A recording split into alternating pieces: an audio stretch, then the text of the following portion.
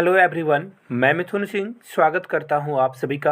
आशा करता हूं आप सभी बहुत अच्छे होंगे। सबसे पहले आप सारे लोगों को बहुत बहुत बधाई, क्योंकि जिन लोगों ने क्वेश्चन ऑफ द डे का आंसर किया है उन लोगों की फ़ोटो आपके सामने दिख रही होगी। तो इन सभी को फिर से एक बार बधाई। ये जीवन में खूब आगे बढ़ें। अगर आप अपना इमेज यहाँ पे देखना चाहते हो तो कमेंट बॉक्स में क्वेश्चन ऑफ द डे का आंसर ज़रूर करें आप। तो चलिए बढ़ते हैं, आज की क्लास को आगे बढ़ाते हैं और चीज़ों को हम लोग देखने और समझने की कोशिश करेंगे। ISRO receive heaviest semi cryogenic propellant tank from. तो देखिए, आपको ये बताना है कि इसरो को जो ये हैवीएस्ट टैंक मिला है वो किससे मिला है। हेल से, भैल से, डीआरडीओ से या नासा से। तो देखिए, सिंपल सा बात है ना, इसरो नासा से तो लेगा नहीं, तो नासा तो कट गया आपका। तो फिलहाल अभी हम लोग देखेंगे ISRO receive heaviest semi chronicle propellant tank from the HAL। देखिए, HAL हम लोगों के लिए बहुत सारे इक्विपमेंट बनाने वाली है। डीआरडीओ भी हमारे लिए इक्विपमेंट और बहुत सारी चीज़ें रोबो वगैरह बनाती है। तो फिलहाल राइट आंसर हम लोग HAL के साथ जाएंगे। आगे बढ़ेंगे अगले क्वेश्चन के लिए। और देखिए, वेरी इंपॉर्टेंट क्वेश्चन देखिए, और इस तरह के क्वेश्चन ना बार बार पूछे जाएंगे आपसे। Who is the author of recently launched book the custodian of trust.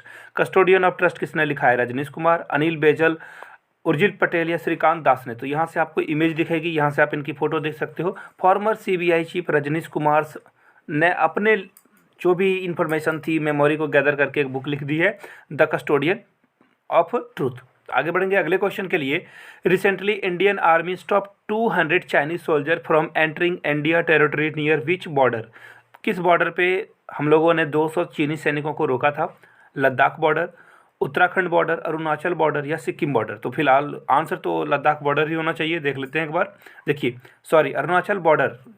Arunachal border से इन चीनी सैनिकों को एंटर करने से रोका गया था हमारे जवानों के द्वारा। तो हमारे जवानों को फिर से एक बार नमन है। और कमेंट बॉक्स में जय हिंद जरूर लिखिएगा अगर आप हमारे जवानों से प्यार करते हैं, उनके जज्बे को सलाम करते हैं। तो फिलहाल राइट आंसर हमारा क्या होगा? अरुणाचल प्रदेश, सी के साथ हम लोग जाएंगे। आगे बढ़ेंगे अगले क्वेश्चन की ओर। नेक्स्ट क्वेश्चन देखिए, नोबेल प्राइज जो पीस प्राइज है वो किसने जीता है? तो देखिए, ये मारिया रेशा और दिमित्री दोनों जीते हैं। दिमित्री जो है ये रसिया के जो हैं जर्नलिस्ट हैं, और मारिया रेशा फिलीपींस की जो है, उन्होंने एक बहुत अच्छी डॉक्यूमेंट्री निकाली थी। मुझे याद नहीं आ रहा, शायद आपको अगर याद हो तो कमेंट बॉक्स में बता दीजिएगा। इस डॉक्यूमेंट्री को खोज कर देखिए आप। मैं भी कोशिश करूंगा देखने के लिए, मैंने बहुत तारीफ़ें सुन रखी है। और फिलीपींस में जो ड्रग्स का केस चलता था ना, और उसके कारण बहुत सारे बेगुनाहों को वहाँ पे मार दिया गया, तो उस पे ये डॉक्यूमेंट्री है, तो आप देख सकते हो इसे।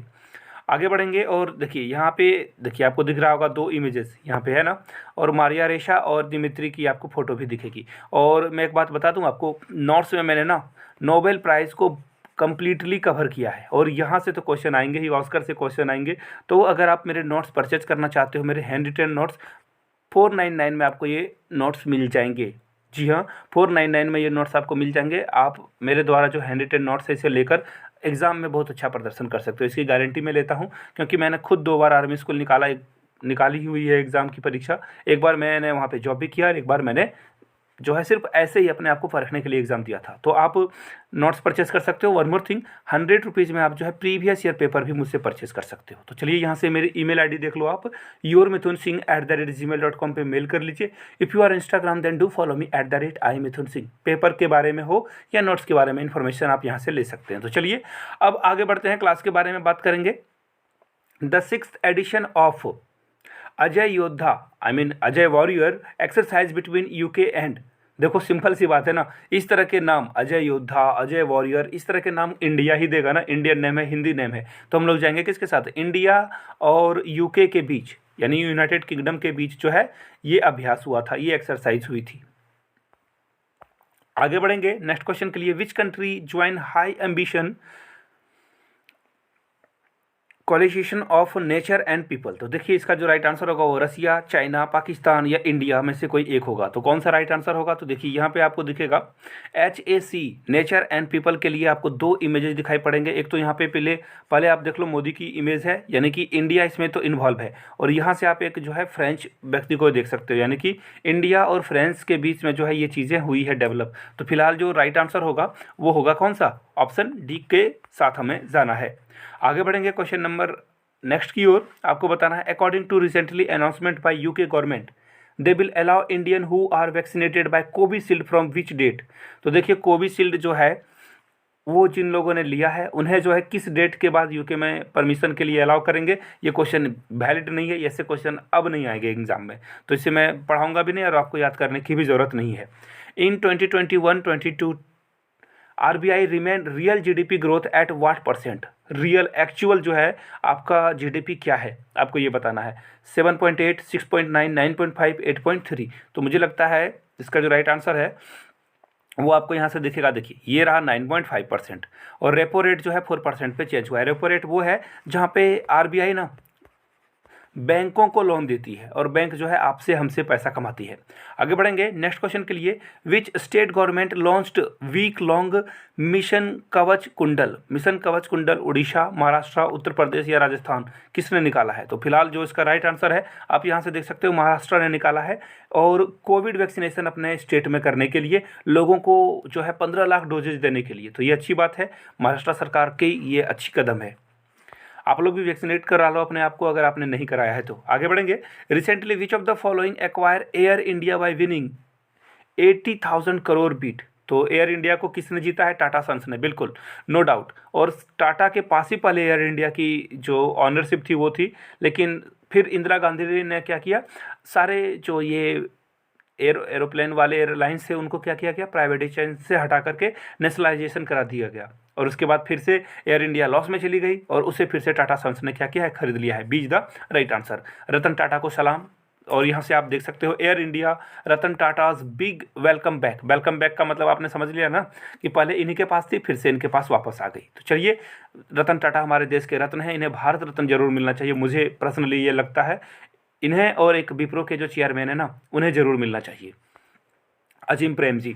आगे बढ़ेंगे नेक्स्ट क्वेश्चन के लिए। Who become the first Indian women to win silver medal in world wrestling championship. यानी कि जो वर्ल्ड रेसलिंग चैंपियनशिप होता है उसमें सिल्वर मेडल सबसे पहले किस महिला ने जीता है? अंशु मलिक, कविता देवी, दिव्या काकारानी या विनेश फोगाट ने। तो इसका जो राइट आंसर होगा, आप यहाँ से इनकी इमेज को देख सकते हो, अंशु मलिक, इन्होंने सिल्वर जीता है। तो इनको बहुत बहुत बधाई। और वैसे भी भारत की जो महिलाएं हैं एथलीट बहुत सारी है और बहुत सारे अच्छे प्रदर्शन और बहुत सारे मेडल हमारे देश के लिए इन्होंने जीता है। आगे बढ़ेंगे। The quick points of the day की बारी आ चुकी है। Recently which state GI tag for the 7 indigenous product. तो उत्तराखंड को जीआई टैग मिला हुआ है। What is the India's rank in the recently released Henley passport index. तो 90 है हम लोगों की पावर। और आगे बढ़ेंगे नेक्स्ट क्वेश्चन के लिए। जापान और सिंगापुर ने जो है सबसे ज़्यादा पावरफुल इन दोनों को पासपोर्ट को माना जाता है। ये किसी भी कंट्री में जो है वीज़ा ऑन अराइवल इन्हें मिलता है और इनके पासपोर्ट को सबसे मजबूत माना जाता है, जापान एंड सिंगापुर को। Recently 2 journalist from which country gets Nobel peace prize. तो देखिए फिलीपींस और रसिया, मैंने वो बताया था ना, तो वो आप जान लो। तो ये दोनों को। और एक बात मैं बताऊँ, ये जो रसिया के जो दिमित्री वेद थे ना जिन्होंने जर्नलिज्म में अच्छी प्रदर्शन की, उन्होंने ही सबसे पहले रिवील किया था कि पुतिन ने ना एक चुपके से अपना घर बना लिया है जंगल में और बहुत आलीशान बिल्डिंग है वहाँ पे, से मिलिट्री है वगैरह वगैरह। तो इसके लिए इनको नोबेल जो है प्राइज़ मिला हुआ है। तो चलिए, पहला क्वेश्चन आज नोबेल प्राइज़ की बात है तो आपको बस ये बताना है नोबेल प्राइज़ कुल कितने कैटेगरी में दिया जाता है, नोबेल प्राइज़ सबसे पहले किस साल स्टार्ट हुए हैं। तीसरा क्वेश्चन, इंडिया में पहली बार किन किन लोगों को नोबेल प्राइज़ मिला था। मुझे पता है आप आंसर बता दोगे, लेकिन आपको बताना है कि किन किन क्षेत्रों में पीस के लिए सबसे पहले किन्हें दिया गया है। और चौथा क्वेश्चन, महात्मा गांधी को क्या नोबेल प्राइज़ मिला है या नहीं, कमेंट करके बताइएगा। तो चलिए, फिलहाल के लिए इतना ही। You guys are amazing, keep reading, keep learning, keep growing. Thanks for watching this video. Have a good day.